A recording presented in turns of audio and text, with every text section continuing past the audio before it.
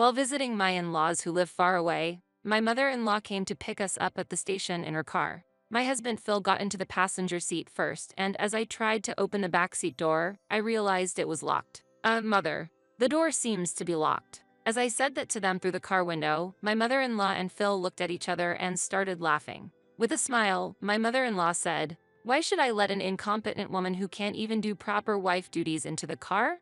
What? What do you mean? I never liked you from the start. You wear your career woman attitude on your face and don't support Phil at all. Hey, open the door, I demanded, but the door remained firmly locked. Then Phil in the passenger seat said mockingly, "This should make you rethink things a little. Walk 3 hours back home." At that moment, I couldn't take it anymore. What kind of parent-child pair is this? I won't follow you anymore. I don't care what happens. Fine, I replied, squeezing out my words. My mother-in-law and Phil laughed loudly, rolled up the windows, and drove off. An hour later, Phil called me repeatedly. "I'm Katie Simpson, 31 years old and a working wife. I'm good at Spanish and work for a foreign company. My workplace is vibrant, and I spent my 20s devoted to my job. But soon I realized my 30s were approaching and felt a bit anxious about not having a boyfriend. Even so, I was hesitant to apply to a marriage agency. Instead, my daily routine was to visit my favorite bar after work to relax and think things over. One day, the bar owner approached me. "What's wrong, Katie? You don't seem well." Maybe it's time I start thinking about marriage, but I can't find a partner." "I see. I know it's strange to suggest this to a customer, but how about me?" he proposed. "What?" This bar owner was Phil, who later became my husband. He was 5 years older than me and in his second year of running the bar. At first, we were just owner and customer, but after a few dates, I was drawn to Phil's charm. Since he listened to my work stories, I felt he understood my career and was reassured. Even during busy times, Phil always cared for me. A year into our relationship, he proposed to me, and I happily accepted. After that, my parents approved of the marriage, and we visited Phil's family. His family lives in the suburbs, a 3-hour walk from the nearest station. We headed to his parents' apartment in a rented car. Phil's father had already passed away, and his mother lived alone in the apartment. Suppressing my nerves, I greeted his mother, Diane, respectfully. "Nice to meet you. I'm Katie Simpson. I'm dating Phil," I said. But she stared at me and told Phil, "Phil, are you really marrying her? I thought you'd bring home someone cuter. She looks like she's got a cheeky face," she pointed out. I was shocked by her words. "And if you become his wife, can you help Phil with his work? He's always busy." "You're quitting your job, right?" she questioned. I hurriedly explained that I intended to continue working at my foreign company and had no plans to quit. "You think you can be a wife like that? I don't care if you work for a foreign company, but you're just cheeky." "Phil, don't marry this woman," she criticized. I looked at Phil for help, but he said, Hey, Mom.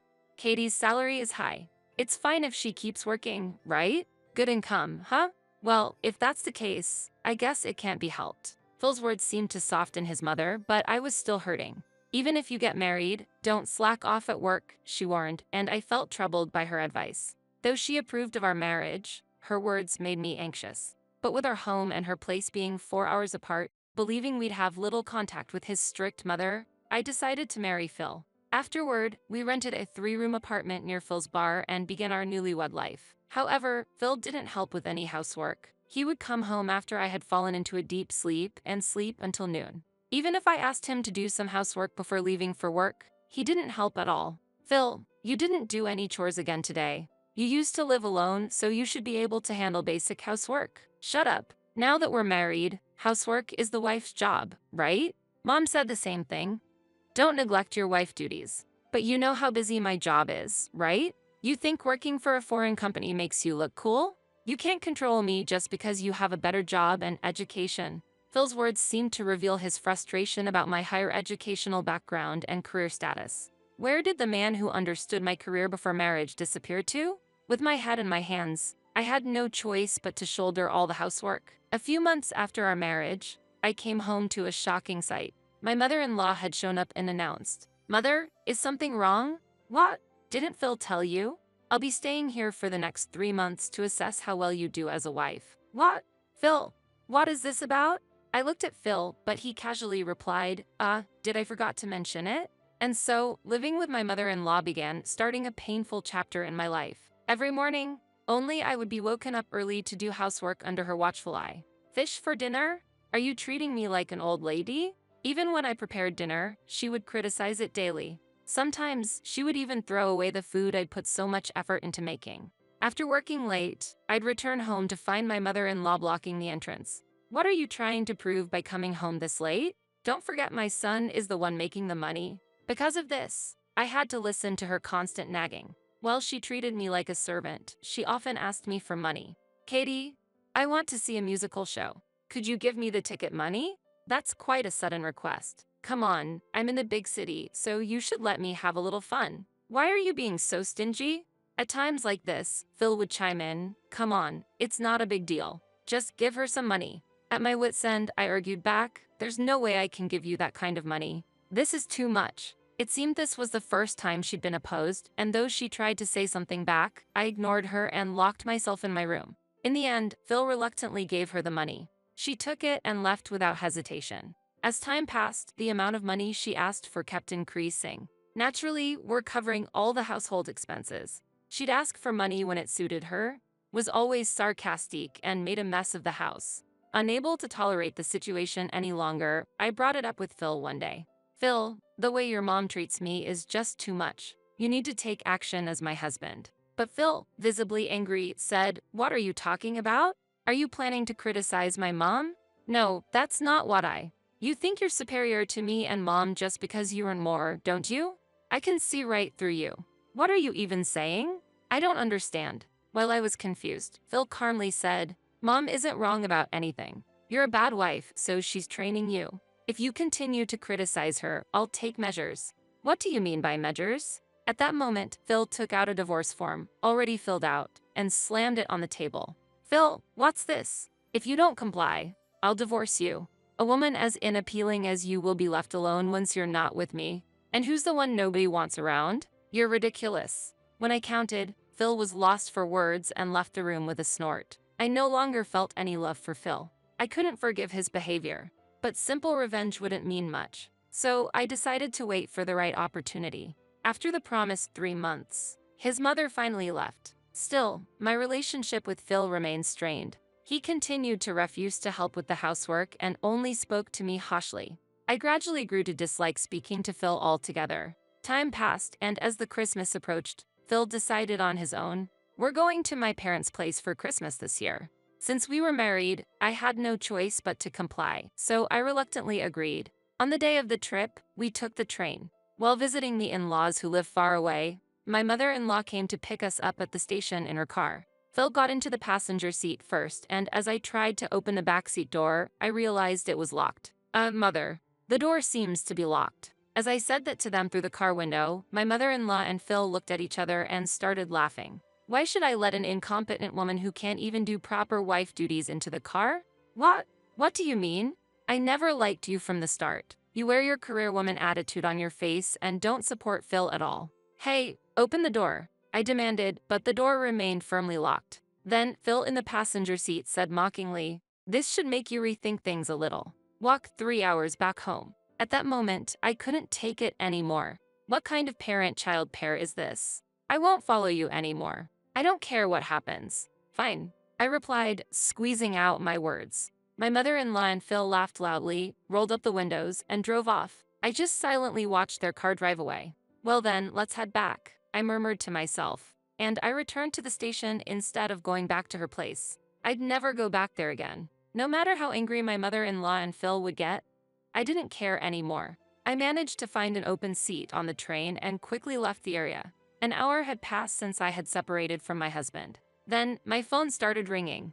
The caller was Phil. I ignored it and put my phone in my coat pocket. The calls kept coming, almost like a relentless pursuit. Unable to bear it any longer, I stepped out onto the train deck and answered the call. Hello, I said. You finally picked up. Where are you? Phil asked in a panicked voice. Keeping my composure, I asked, what's with all the calls? What's going on? So, after that, we decided to go for a drive and head back home, and I took Mom to a tourist spot. On the way, we had an accident, he replied. An accident? What do you mean? We both got minor injuries. But the other party is a foreigner, really angry, and we can't communicate. You're good at Spanish, so could you come to mediate? Phil asked frantically. I see. Are you really listening? The other car looks very expensive, and the driver is yelling in Spanish. Hurry up and come here. Where are you walking right now? Phil said. I'm not walking, I replied. What? Actually, I'm on the train right now. We're about to enter a tunnel, so the signal might cut off. What the hell? Are you kidding me? Are you heading back home? Phil shouted, but I hung up immediately. Even though the tunnel was a lie, I smiled coolly. After returning home and packing my belongings, I quickly moved into a short-stay rental apartment. Once that was done, I headed to a certain place. After the Christmas holiday ended and the first working day of the year arrived, I left the office to find my mother-in-law with crutches and Phil with a neck brace, waiting for me. What are you two doing? I asked with a scowl, and both turned red in the face. There's no one at home, and you're not answering your phone. What on earth have you been doing? Unforgivable. They yelled, so to avoid causing a scene, I led them to a nearby cafe. Why did you not come last time? And you call yourself a wife? My mother-in-law began to shout, but I ordered coffee and chose to ignore her. Phil couldn't hide his anger and said, because you didn't come back. We had all sorts of trouble afterward. The police came, and in the end, we had to speak directly to the other party. They're foreigners, and not being able to communicate was a problem. Really? I replied. I'll overlook your attitude. So just go and talk to them quickly. They're calling again. With a pushy attitude, Phil handed me the phone. Reluctantly, I answered the call, had a brief conversation with the other party, and ended the call. Phil asked me, so, what did they say?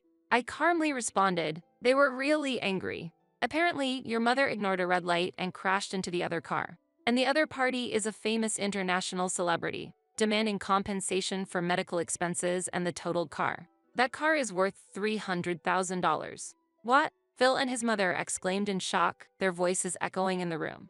They seemed speechless, unable to hide their surprise at the information. Well, can't you handle it with insurance? I lightly suggested, but my mother-in-law's face darkened immediately. Actually, we don't have insurance. I thought it was a waste of money, she muttered. Oh my, I said with a bitter smile, sensing the atmosphere change. Phil showed his anger toward me and said, what's with that attitude? That's not how a wife should act. Quickly talk to them and make sure there are no additional costs. If it goes to court, you'll be our interpreter. Then, my mother-in-law chimed in, yes, you're rich, so you should help out with this. It's only natural as a wife. I calmly responded, I'm not a wife anymore. What? Phil looked surprised, but I proceeded to explain the facts matter-of-factly. When Phil presented the divorce form to pressure me, my heart had already gone cold. I swiftly went to the courthouse and filed the divorce papers. I had kept the form Phil had used for leverage in case anything happened. What, you? How could you do this on your own? Phil exclaimed in shock. How disrespectful. His mother accused. Both of them criticized me simultaneously, but I stood my ground and confidently rebutted, I have nothing to do with you anymore. We're just strangers now. You can suffer paying the $300,000 or whatever. You horrible people. I walked away, leaving them fuming with anger. As for what happened afterward, I heard that both eventually made a full recovery from their injuries. Apparently, they weren't that seriously injured in the first place. My former mother-in-law's car was broken beyond repair due to the accident, and the famous foreign celebrity demanded an unimaginable amount in compensation. Phil's bar was never particularly successful, and his income alone was insufficient to support their household. With Phil's low income and his mother living unemployed in an apartment, they had no way to come up with the necessary funds and eventually had to go into debt. Phil moved back to his parents' home, and the two now lived together in a shabby apartment, working hard to repay their debt. Even after hearing these stories, I don't feel any sympathy for them. On the contrary, I even feel a sense of relief. Several years have passed since the divorce, and I've been living alone, focusing on my work. As a result, my stress has decreased and my performance at work has improved, leading to a promotion. Recently, a sincere and reliable man I met through work formally asked to date me with marriage in mind. I intend to accept his proposal. From now on, I'll put myself first and pursue true happiness.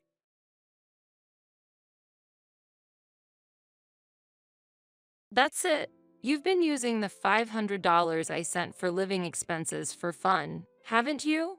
Jason shouted loudly as he returned home. Could he be lying even more, not satisfied with just exploiting me?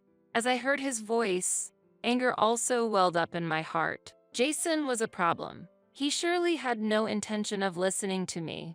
My love for Jason, who ignored my words and said things as he pleased, cooled rapidly. Do you have any intention of listening to me? I don't want to hear your excuses. Either return the money you spent immediately, or divorce. What? Then it's divorce. I answered with a smile. Right after that, the front door opened. It seemed my son Kevin had come home.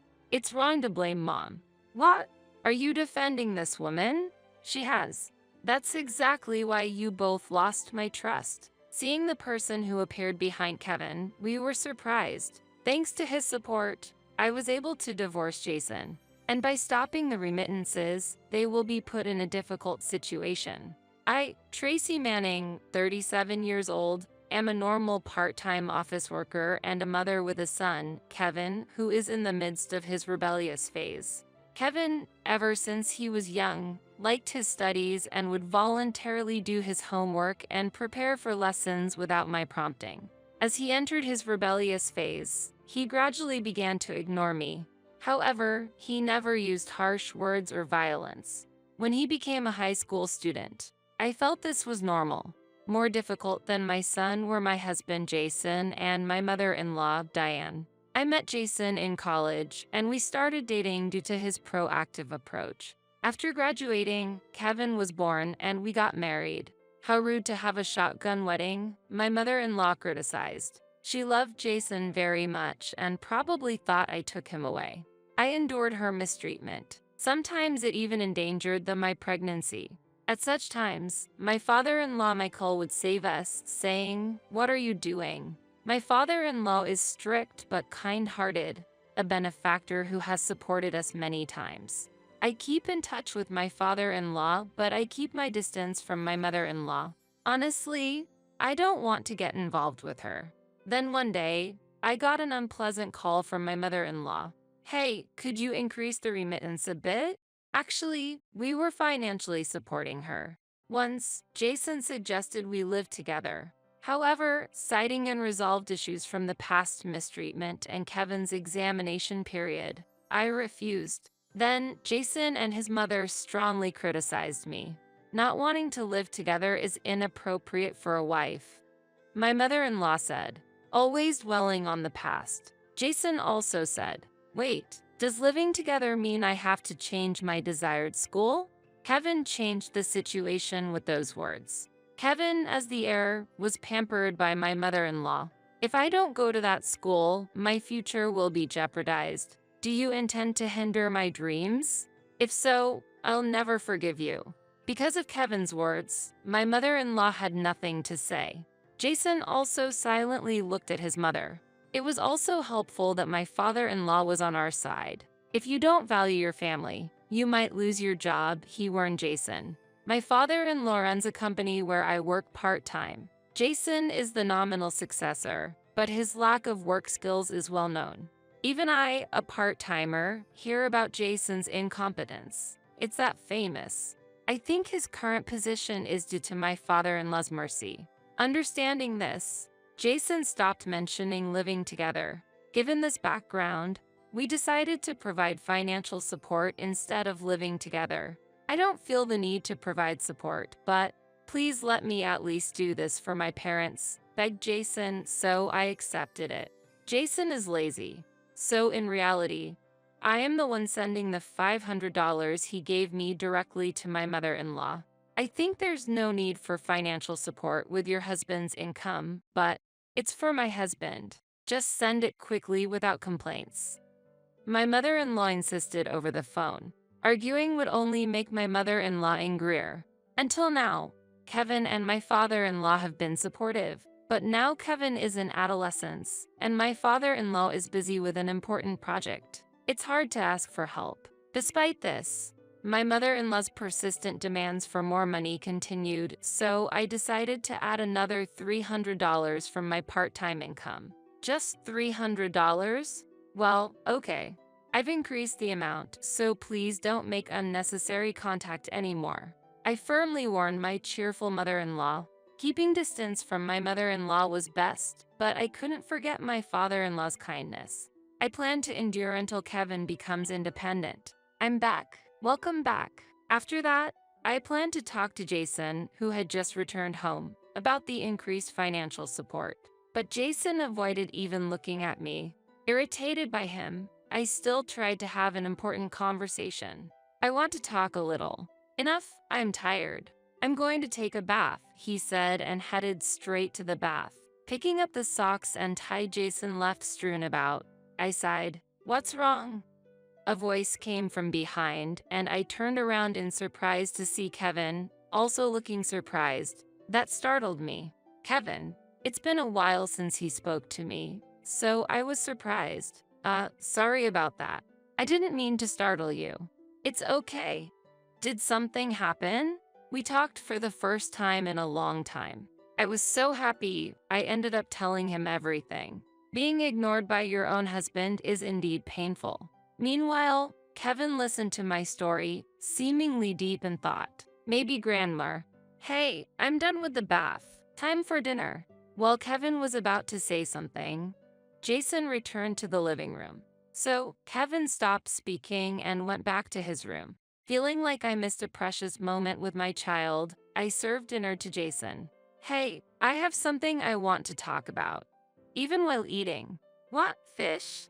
Not meat. The moment I tried to start a conversation, Jason complained about the meal. You said you wanted fish today, but more importantly, that was this morning, right? Now I feel like eating meat. A wife should sense these things. I don't have ESP.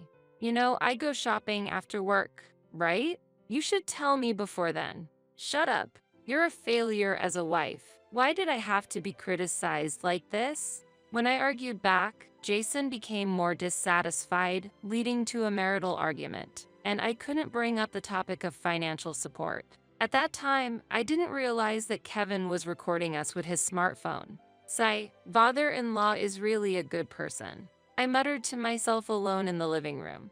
To be honest, I had to express it out loud to cope with the stress. My mother-in-law sighed. A younger Jason used to consider my health and help with housework. That's why I decided to marry him. But after Kevin was born, everything changed. While I struggled with Kevin's upbringing, he didn't support me at all, continuously criticizing. Mom would do it this way, mom would be perfect. Thoughts of divorce came and went in my mind. I pondered over the future alone after such events. Around the time Kevin started his summer vacation. During that period, Jason completely ignored me. It was the same behavior as Kevin during his rebellious phase. Is he really a mature adult? There's something important. Come to our parents' house. One day, our family was called to my in-laws' house. It was sudden, and I had work, and Kevin had other plans, so I sent Jason alone.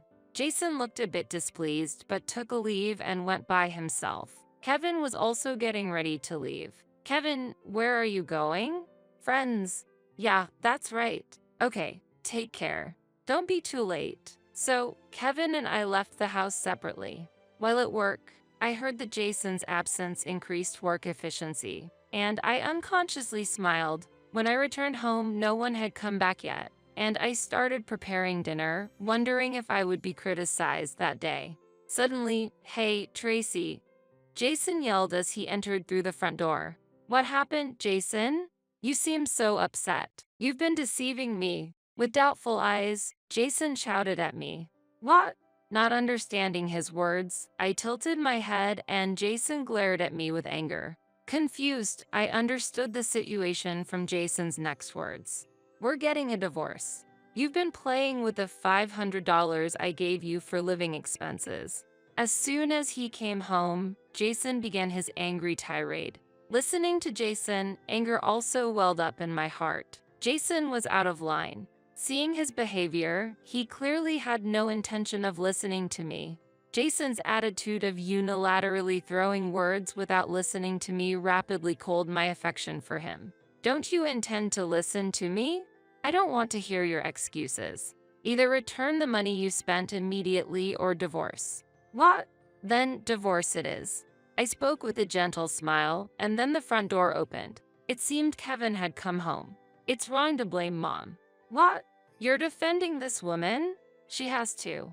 That's exactly why you have lost our trust. We were surprised by the person who appeared behind Kevin. Father, Dad, why are you here with Kevin? There stood my father-in-law, filled with indignation. What are you doing? Explain quickly. When my father-in-law asked in a stern tone, Jason immediately stumbled over his words. My father-in-law gazed at him sternly while Kevin took out his smartphone. I recorded all of Dad's behavior towards Mom, including our recent conversation. This will show everyone that Dad is wrong. What? When Kevin said that, Jason looked utterly shocked. I won't allow you to make Mom the villain, and if you try to hurt her, I'm prepared to take you down, Dad. Kevin is athletic and well-built, while Jason has recently started to develop a belly, a typical middle-aged man. The difference in strength was clear. You're defying your father? What kind of father are you talking about? A father who follows grandmother's every word and ignores Mom's opinions? Even when I ignored her, Mom was always sincere towards me. But what are you doing as a father? Is making Mom suffer your job as a father? Jason remained silent at Kevin's calm words. Children grow up before you know it. Despite this situation, I was sincerely happy that Kevin was protecting me. Jason, remember what I said earlier about what happens to a man who doesn't value his family? My father-in-law said this, and Jason's face turned pale. A natural reaction. It's as if he's saying he's about to fire him. Mom, here. This is a divorce form? What I was handed was a divorce form. Why did Kevin have this? I never expected such preparations. You don't have to worry about me. Encouraged by Kevin's words, I quickly filled in my part and handed it to Jason. Without hesitation, Jason signed the divorce form and then looked at me, surprised. What? Are you sure? Won't you be in trouble if we get divorced? I'll manage. It's easier than living with you. And no more troubles with your mother. But you have no choice but to sign the divorce form. Sign it now. Jason hesitated slightly, but under my father-in-law's stern gaze, he signed the divorce documents, looking dejected. Kevin, pack up. We're going to my parents' house. Got it. After that, we quickly packed our things and headed to my parents' house, sent off by my father-in-law. Jason, who tried to follow us, was glared at by Kevin and my father-in-law, stopping him in his tracks. We decided to stop by the city hall on the way to submit the divorce form. I'm truly glad Kevin and my father-in-law came back together. They made it possible for me to divorce Jason smoothly. What about the financial support? Of course, I'm stopping it. Stopping the financial support would definitely change their situation. Upon arriving at my parents' house, they welcomed us warmly, despite the sudden visit. After ensuring we were okay, my father-in-law went home. Hey Kevin, why were you with grandfather? Choosing a calm moment, I asked Kevin. Actually, I had a meeting planned with Grandpa today. It turned out his plan for the day was to talk with my father-in-law. Kevin had told my father-in-law about the financial support and Jason's daily behavior after hearing about it from me. They had made plans to meet to discuss future strategies. It turned out that my father-in-law didn't know the details of the financial support. Come to think of it, my father-in-law was absent when the financial support was decided. The topic of financial support came up after my father-in-law had left the room. The subsequent arrangements were made over the phone with my mother-in-law.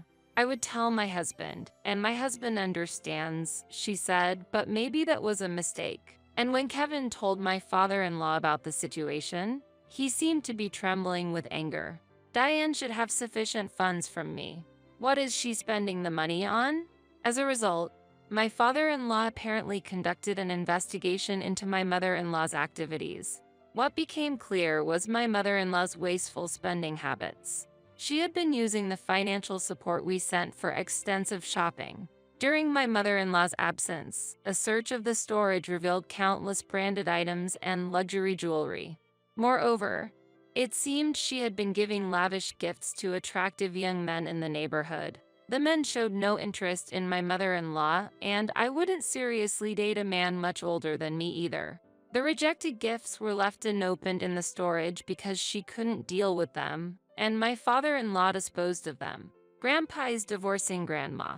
He was furious about her irresponsibility. I can imagine. My father-in-law decided to divorce my mother-in-law, and after seeing Jason's actions on Kevin's phone, he was further enraged. He returned with Kevin to encourage me to divorce Jason too, after deciding to get divorced himself. They encountered the scene of me being criticized and immediately urged for the divorce papers to be signed after hearing me declare I wanted a divorce. That's why everything was so prepared. Exactly. This is from Grandpa. Kevin handed me a brochure about a property. The property was of moderate size, located midway between the school and my workplace. It seemed a bit far from my in-laws' house. What does this mean? I asked. Grandpa wants to offer us this house as an apology for the recent situation, Kevin explained. I was wide-eyed with surprise. While I would have to drive from my parents' house, I could commute using regular routes from this new house. Grandpa said he doesn't want us to hesitate. It seems he'd be happier if we accepted the house. I see. I need to thank him later. I was impressed by such generosity, typical of a CEO. I gratefully accepted the house offered by my father-in-law. Eventually, Jason lost his job, not only because of this incident but also because he exposed his incompetence by leveraging his position as the CEO's son and caused various problems. He was pushing off the little work he was assigned, coercing young female employees into relationships, and harassing male employees. During the discussion of these issues, testimonies piled up, resulting in Jason's immediate dismissal. My mother-in-law, divorced by my father-in-law and kicked out of the house, apparently ended up at Jason's place. After the settlement of asset division and child support, Jason's savings were almost depleted, and he was hit with the misfortune of losing his job. Recently, I saw Dad working at a classmate's part-time job, being scolded. Really? Did that classmate say anything special? I asked. Yeah. He said, a man like your dad came in. I told him not to hesitate to be strict if he's not useful. Kevin replied. I see, that's how it is. Being continuously scolded by his son's classmate.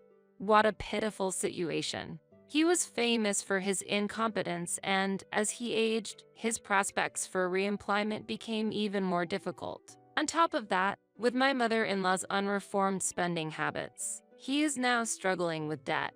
I heard from locals that fighting can be heard from their house daily, and recently the police were called due to the disturbance. That incident must have been a significant humiliation for him. Perhaps soon, he might have to leave that house, facing the possibility of being evicted due to mortgage delinquency. On one hand, I made progress in my career. My promotion to a full-time position meant more time and responsibility, but it also came with a corresponding increase in income. Life became a bit more comfortable compared to before, and I no longer had to worry about the monthly financial support. After hearing about Jason's situation, Kevin started showing interest in part-time work. Now, he buys what he wants with his own earnings, freeing us a bit from the strict budget we used to have. His growth and independence are a great relief to me. Unlike my mother-in-law, who had a habit of wasteful spending, we continue to live frugally, eliminating worries about the future. Our family is striving for a stable financial life. My relationship with my father-in-law remains good, and we see each other regularly. One day, my father-in-law made an unexpected proposal to Kevin. If you haven't decided on your future plans yet, how about considering taking over my business after graduation? I'd like you to play a key role in our company, he said. It seems my father-in-law has always considered Kevin as a successor to the company. Maybe employing Jason was part of this plan to spark Kevin's interest. There's no need to rush. If you don't find another dream by the time you graduate from college, I'd like you to consider our business as an option, my father-in-law said, and Kevin took his words seriously. Kevin, you can choose your own path. Don't worry about the favor. I'll solve it through my work, I told him. Thanks, Mom. Actually, I'm still undecided about my future, Kevin replied. He's aiming for a top university's economics department, but his future is still unclear. Then, one day, I received a call from Jason. He was struggling with the mortgage payments and ended up selling the house. I was just astonished by Jason, who left my mother-in-law behind. I understood that Jason was walking the path he chose, but I was still disappointed by his actions. You won't have any more trouble with my mom. Let's start over, Tracy. Kevin needs a real father, Jason said, to which I sharply reacted. What do you have left now? I asked, and he just looked puzzled. Through this exchange, I reconsidered my and my son's future. Our lives aren't dictated by someone else's choices. No matter what path Kevin chooses, I plan to support him fully. While my father-in-law's offer is appreciated, I want Kevin to choose his future on his own terms. I hope his university studies will bring new possibilities to his life and shape his dreams and aspirations. We will continue to move forward step by step, overcoming difficulties. Along with my son's growth, I may have also started a new journey. You have no job, no property, no home. Kevin and I have no feelings left for you. You even abandoned your mother, the only one you had left. What do you have now? Jason was silent to my question. I was honestly disappointed with him for choosing his mother over me and then ultimately abandoning her. The Jason I once loved seems to no longer exist. But if I return to you, Tracy, you no longer have a place with us. I don't want you to contact us ever again. I hung up the phone and set it to block his calls. Later, Jason went to my parents' house, but my father especially had harsh words for him, and my father-in-law took him away. He was then assigned to a construction site far away. Surrounded by burly men at work, it seems unlikely he'll interfere with us again. Meanwhile, my mother-in-law, abandoned by Jason, lost her place and was rumored to be seen under a bridge. But that is no longer my concern. I'll be late coming home today because of my part-time job. Okay, thanks for letting me know. That's my line. Thank you, really.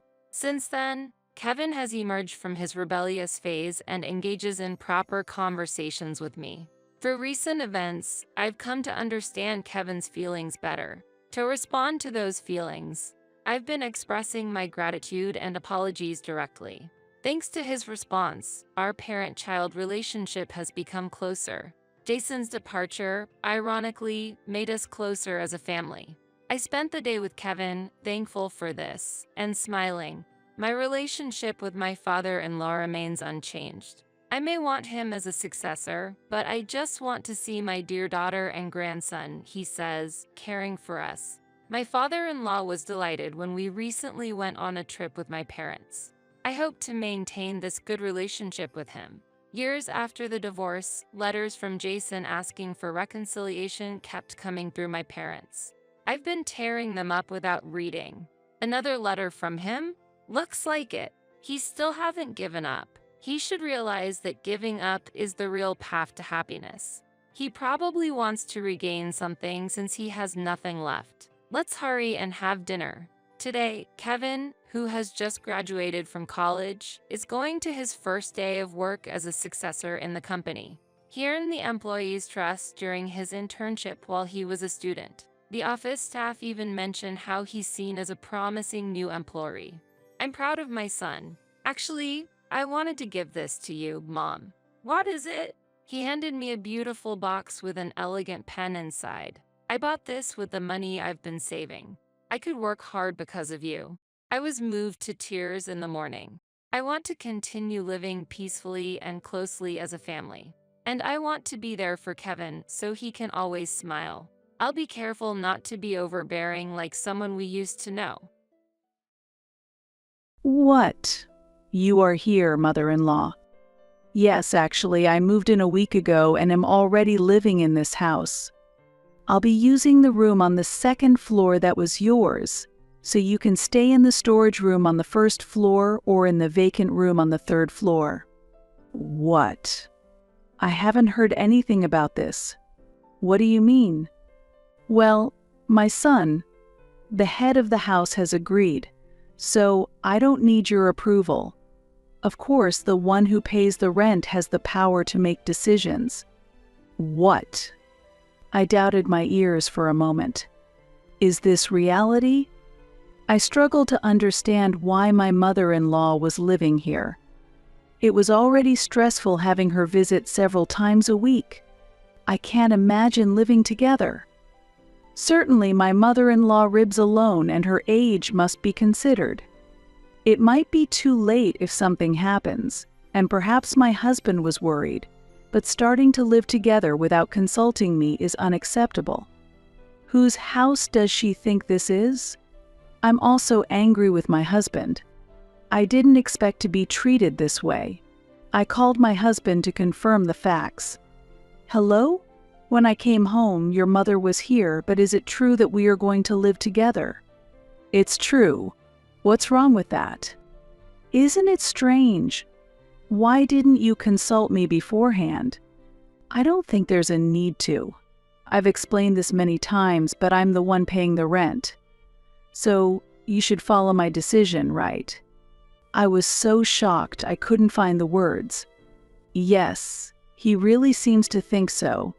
All right then, continue as you think best. It seems like you're forgetting an important point though. Do you know from whom we're renting this house? I won't let you forget only what's convenient for you. I simply took the suitcase I had brought on my business trip and returned to my parents' house. My name is Olivia, and I am 32 years old. Currently, I work as an engineer at an IT company with a stable income and a fulfilling job that allows me to enjoy my days. Thank you for your hard work. I'll be leaving ahead. Are you leaving already? We're all going out for drinks tonight. Want to join? I have plans today. Invite me another time. Is it your boyfriend? Maybe. Work is going smoothly, and thanks to the boyfriend I started dating 6 months ago, my private life is also fun and fulfilling. I have no complaints at all. Everything feels completely satisfying. Work has been really busy lately, hasn't it? I appreciate you making time for me. No problem. I can always make time for someone I love. Thank you so much. The boyfriend a friend introduced me to was truly a considerate and wonderful person who treasured me. I was always grateful for his kindness and thoughtfulness. I was very busy during my university days, studying at a science-focused college, and I didn't have the luxury of time for romance or even for myself. Even after getting a job, I was busy learning new things every day, and I had no room to have a relationship amid all the work. However, he appeared at the end of my 20s. Meeting him felt like fate. And then I thought about a future that included marriage. The days I spent with him were truly blissful, and every day was filled with new joys. I felt deeply fulfilled and happy every day. Every time I thought about our future together, I strongly felt that I wanted to continue spending happy times with him. I want to talk about our plans for the future, about marriage. Yes, I'm thinking of formally introducing you to my parents soon. Of course, I'll propose once I wrap up some work, so just hang in there a little longer, okay? Yes, I understand. I may have rushed him, but I dreamt of being happy together even after marriage. We could clearly imagine our future together, and we're enjoying every day. In 6 months, we will get married, and my parents have decided to pay for the wedding. My parents run their own business and have offered one of their investment properties as our new home. He was raised in a single-mother household and intended to send money home. My parents were supportive of this aspect as well. While preparing to start our new life, we also respected his sense of responsibility towards his family. About the rent, can we live there for free? No, they're proposing $2,000. Normally, it would be rented out for a much higher amount, so this is a special rate. Wait, they're charging us, even though their own daughter and her husband will be living there. Actually, this property was bought as an investment, so there are expenses involved. It wouldn't make much profit. It's unreasonable to expect them to cover the maintenance costs too. But they have the money, so I think they could handle it. I was surprised by my husband's comment. I had not expected him to make such demands on my parents. They do so much for us, yet he seemed to take it for granted. Considering the support and the new home my parents provided us, I was filled with gratitude, but his response puzzled me. Hearing his comment made me think that I might need to reconsider our future living arrangements. Certainly, my parents run a business and are quite comfortable financially. Yet, I am already independent and strongly feel that I should cover my own living expenses. While it might not be a huge burden for my parents to provide the house for free, I do not think it is appropriate as an adult to rely financially on them. They manage their finances strictly as business owners, and my independence is influenced by that. Well, I think it might be a bit presumptuous to not pay any rent at all, considering we'll be living in such a large house and eventually owning it. I explained to my husband, "Your father is really stingy, isn't he? He is a business owner and has an income, so he could be a little kinder. If I were in your parents' position, I would at least provide the house for free," my husband replied. "That's why I've explained it so many times, but why don't you understand?" I wanted to argue back, but I thought that paying $2,000 a month might be tough for my husband, who had expected to live in this large house for free. Still, thinking it should be free is a bit presumptuous. "Can't we lower it to about $1,500? my husband further demanded. "What? A further discount? It would normally cost twice this amount." I couldn't hide my surprise. "Still, you can negotiate a little, right? They are your parents, after all," my husband said. "What are you saying?" "I don't want to be so disrespectful to my parents. If you're really grateful, you wouldn't negotiate like this," I argued. Since we were already getting such a low rate, asking for an additional discount seemed too presumptuous. Moreover, if he truly appreciated my parents, he shouldn't be making such unreasonable demands. Through this discussion, I reconfirmed the difference in values between my husband and me. To live together in the future, we need mutual understanding and cooperation. Maybe he lacks a sense of gratitude. Also, my parents have said that we can move any time if we want to, right?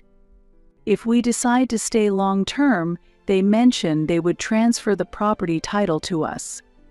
Despite my parents being so cooperative, I can't understand my husband's argument at all.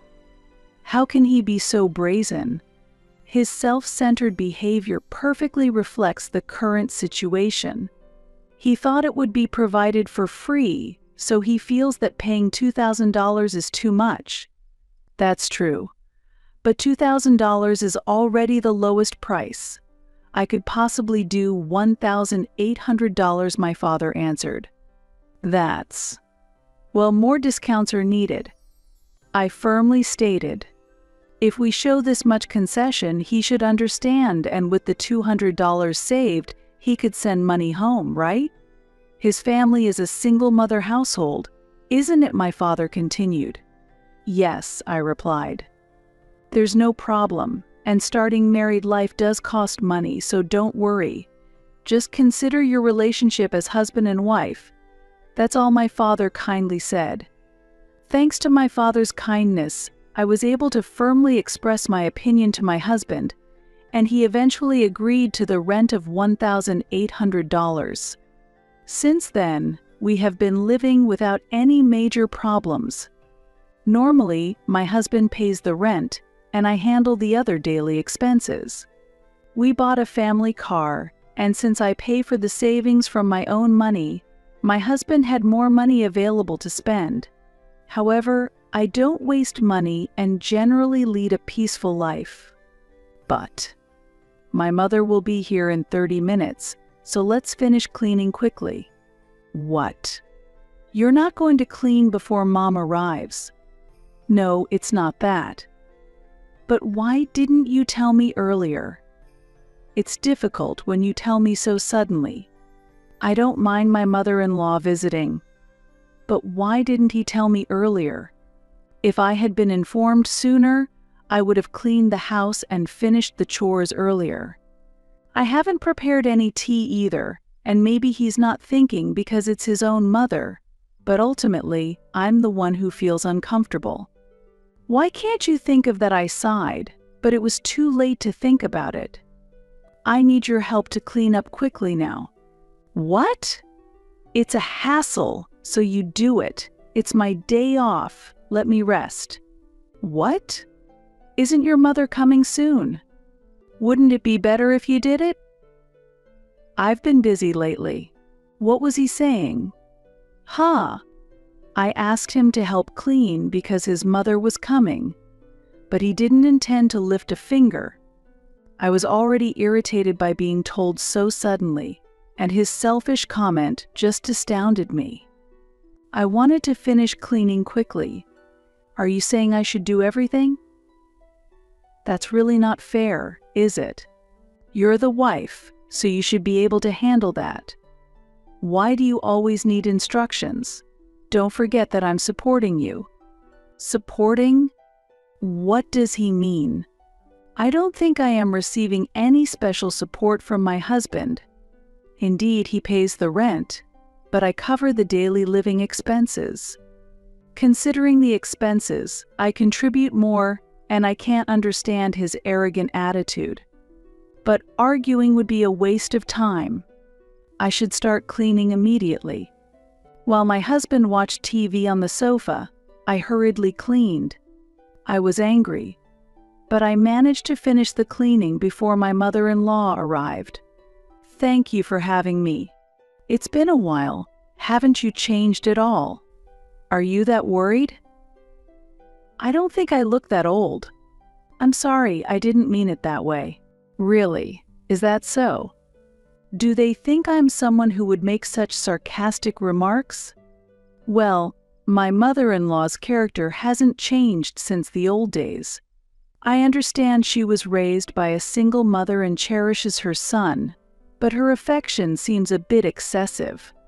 Even during the marriage introduction, she looked down on me and didn't seem interested in building a good relationship with me. I'm not asking to be particularly close, but I can't understand why she dislikes me so openly. I haven't done anything bad to my mother-in-law, nor have I behaved unreasonably. I wonder what she dislikes about me. My husband sometimes says unreasonable things, and being raised by such a mother, I suppose it's somewhat inevitable. Hey, I've been thinking for a while, isn't your housekeeping a bit lacking? I wouldn't call it a filthy house, but I think you could keep it cleaner. I am trying, but I have a job every day, so I can't devote much time to it, mother-in-law. I also grew up in a single-parent household, but I kept the house clean. Such excuses are unnecessary. No, I am not making excuses. Lately, I have been especially busy, and sometimes I need to complete unfinished tasks at home. If a problem occurs with the system under development, I must finish the corrections before the deadline. If the corrections are delayed, serious issues can arise. It's frustrating to be criticized without understanding my work. Furthermore, let me say that my husband was living on social welfare. My mother-in-law does not work and is nearly in the same situation as a housewife. Although she was a single mother, she had time on her hands, so it was natural for her to do housework. Comparing her situation to mine is unfair. Moreover, we both work, so I shouldn't be the only one scrutinized but also her son who does nothing.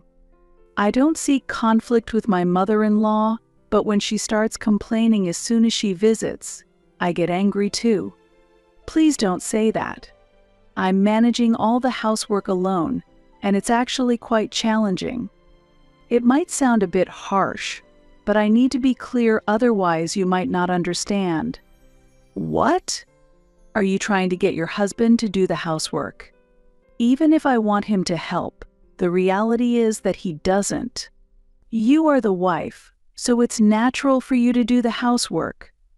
I heard that your husband pays the rent, so you should at least do the housework. Who do you think is the head of this house? How could you get married without understanding such a hierarchy? That's why I was against marriage. What? I was dumbfounded by her words and lost for a response.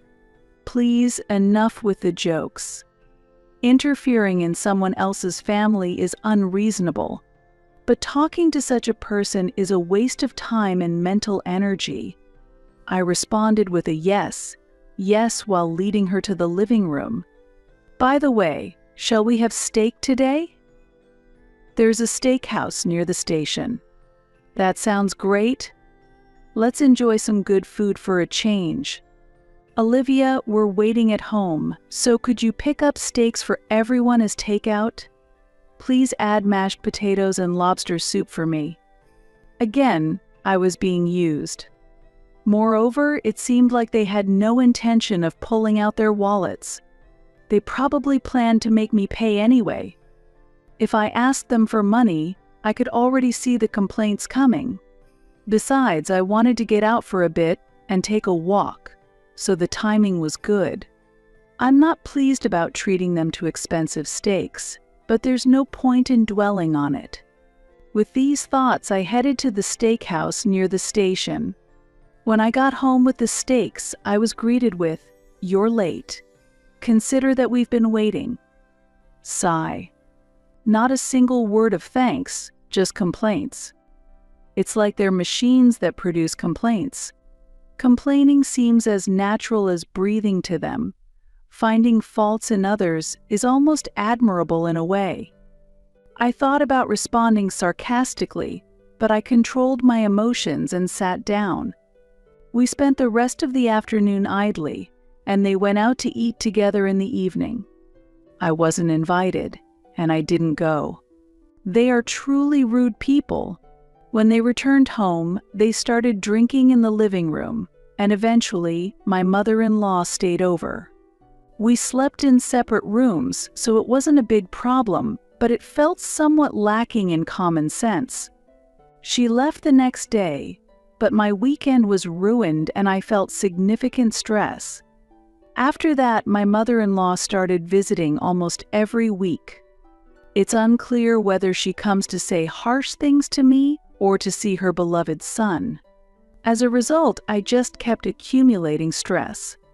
I have to go on a business trip for a week starting next week, so please take care of things at home. A business trip? Why all of a sudden?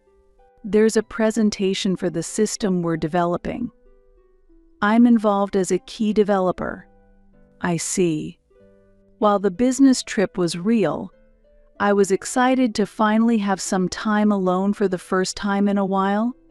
Every week, meetings with my mother-in-law involve listening to her complaints about housework and how a wife should behave.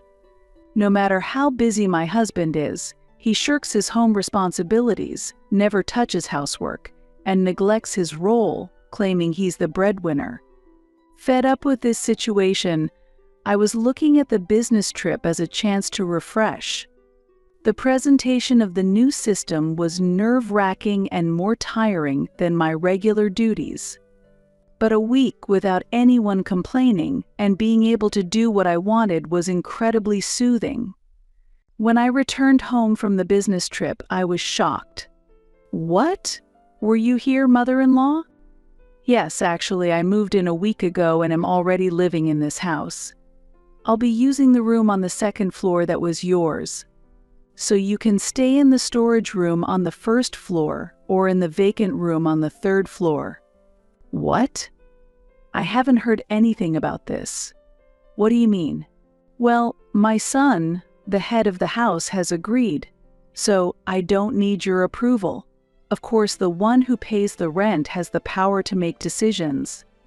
"What?" I doubted my ears for a moment. Is this reality?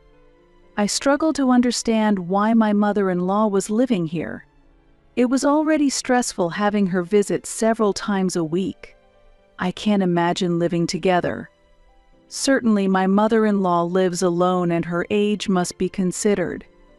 It might be too late if something happens, and perhaps my husband is worried, but starting to live together without consulting me is unacceptable. Whose house does she think this is? I'm also angry with my husband. I didn't expect to be treated this way. I called my husband to confirm the facts. Hello? When I came home, your mother is here, but is it true that we are going to live together? It's true. What's wrong with that? Isn't it strange? Why didn't you consult me beforehand? I don't think there's a need to. I've explained this many times, but I'm the one paying the rent. So, you should follow my decision, right? I was so shocked. I couldn't find the words. Yet, he really seems to think so. All right then, continue as you think best.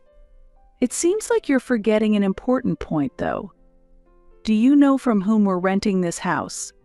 I won't let you forget only what's convenient for you. I took my suitcase that I had brought on the business trip and returned to my parents' house.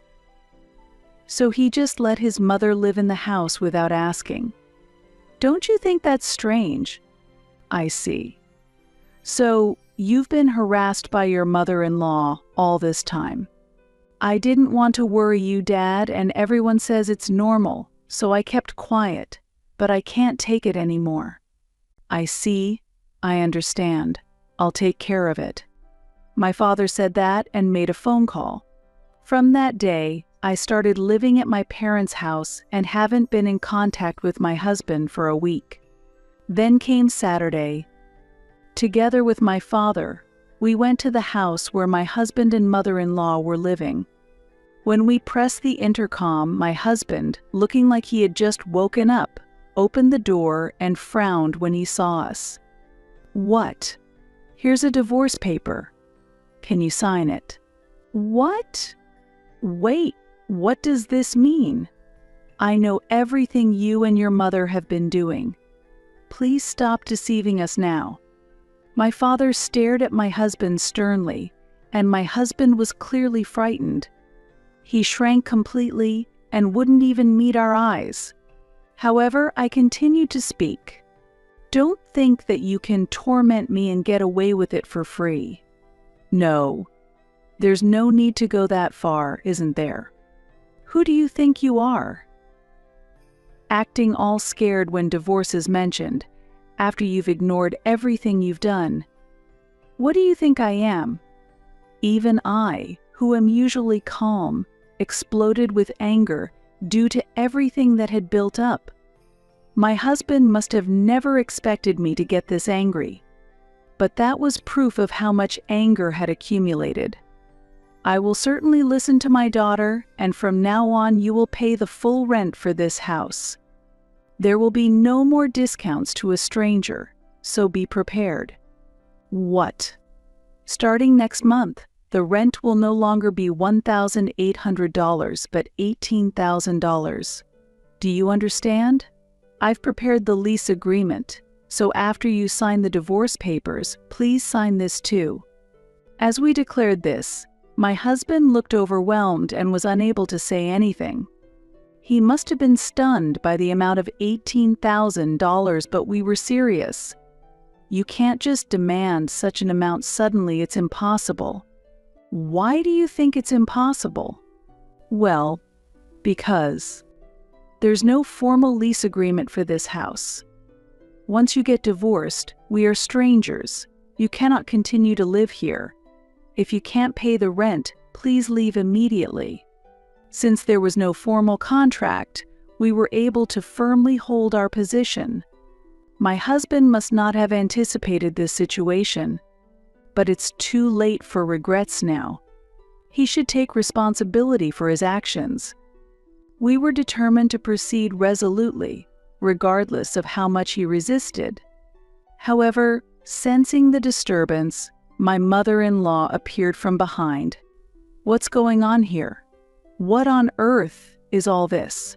It's been a while. To be clear, this house belongs to me. So, I need you to leave. I want a divorce for my daughter, and I have no intention of letting strangers live here." "What did you say?" "Telling us to leave. How can you say something so unreasonable?" "Who is being unreasonable here? If you want to justify your actions, please feel free to settle it in court." In court. Both my mother-in-law and my husband were shocked by the mention of court, but this was something I had already discussed with my father. We had planned to go to court if they caused problems that became unmanageable. This was my suggestion because reasoning with unreasonable people is pointless. However, due to their lack of common sense, the mention of a lawyer visibly frightened them. Where did all their previous confidence go? They looked at each other, clearly shaken. "You have a job, so moving closer to your workplace is also an option, isn't it? It's just that simple." "But I'm telling you, I don't have the money." "You don't have the money? That must be a joke. Considering your income, you should be able to save some. Were you spending $1,000 a month on leisure?" But I never felt the need to save. I was astonished. He was working normally, and the only expense he was paying was the rent. I was covering the car loan and other living expenses, so I assumed he was saving more. That's why I can't get divorced, and I can't move out. Yes, once you're married, you can't just get divorced easily. It will leave a mark on your family registry. How long will you cling to that outdated thinking? You talk about a mark on the family registry, but I would rather divorce without hesitation than live with unreasonable and self-centered people like you. You have no awareness of what you've done. This is absolutely absurd. Please stop making me angrier. You don't seem to understand how much you've done to me. That's why you can say without shame that you don't want a divorce and that you need help because you have no money. To me, that is irrelevant. And now I realize that perhaps my husband married me because he was aiming for my parents' business and their properties. Maybe he was more interested in my parents' wealth, living cheaply in this grand house, and the substantial inheritance I would eventually receive than in me personally. Please keep your disdain to yourself. Do not forget that if it goes to court, we will be at an advantage. I am giving you 1 week to leave this house. Wait a minute. Please forgive me. I'll even kneel if it's necessary. Just give me one more chance. I am confident that we can make it right. There might have been some misunderstandings, but we are a married couple who vowed to overcome any difficulties together. That's why I'm considering a divorce, because it's impossible. A marriage can't be sustained just on superficial words. Furthermore, since I've been betrayed, I can no longer trust you. Your actions have ensured that I will never trust you again. As I said before, I have a reliable lawyer on my side. Of course, you can hire a lawyer to negotiate, but considering your situation where you can't even afford moving expenses, it would be wise to avoid unnecessary costs. My father's advice is absolutely right. You don't even have the funds to move, let alone afford a lawyer. And even if you were to hire a lawyer, it would be easy for me to divorce you and evict you from the house. Therefore, there is no point in continuing this conversation. With that, I left with my father and returned to our family home. I had already blocked his phone number, so there were no calls from my husband, but messages continued to come through email and other chat apps. I was truly disheartened by their persistent actions, feeling that they did not understand what I was saying. Now I have been consistently ignoring them. My disappointment in their actions deepened, and I felt irritated that they completely failed to understand my views and emotions. However, to avoid their approach, I made an effort to stay calm and not respond to them. Our demands were clearly communicated, and if they did not comply, we had no choice but to proceed with legal actions. Our position was firm, and we were ready to resort to legal proceedings if our demands were not met. I had strong support, so there was nothing to worry about. With backing from family, friends, and professionals, I was confident that I could overcome any difficulties. By the way, what happened after that? The deadline is tomorrow, so if the divorce and move aren't complete by then, I've told them we'll call the lawyer. And this evening I received a message that they had submitted the divorce papers and were ready to pack up and leave the house. They said they would bring the keys here. That's good. Then I'll handle it. You don't need to meet them face to face, my father assured me. Thank you, Dad, I expressed my gratitude.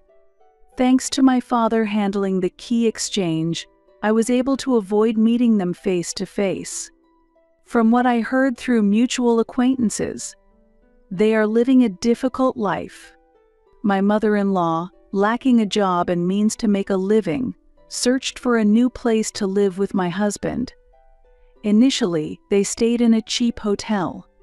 Later, they moved into an apartment without a bath, paying a very low deposit, and began their new life together. However, compared to their previous residence, the quality of the new place is extremely low, so their daily life is filled with stress, and they constantly argue. Well, he has a job, so it might not be such a big problem. It might even seem like a luxurious worry. Apparently, the stress has led to severe spending, and they frequently ask acquaintances for money. Really? Is that true? As a result, they are increasingly distanced by friends, which must be causing them great anxiety about their future life. Financially struggling and also needing to care for his mother, it's unlikely that anyone would consider marrying him. Given his age and his inability to manage money, it will probably be better for everyone around him if he remains unmarried. While I find the situation extremely difficult and sad, I also see it as a perfect opportunity for them to recognize their mistakes and improve their behavior. Since then, I found a place to live on my own and am now enjoying a fulfilling life there. Work is going very well, as I am in charge of major projects, and I feel fulfilled in my job. My relationship with my parents is also very good. I haven't decided whether I would get married again, but for now I am focusing on enjoying my current life. No matter how much money one has, ultimately, relationships with people are the most important. I believe that if you can build healthy, good relationships, you can lead a happy life, even if there are times of financial difficulty.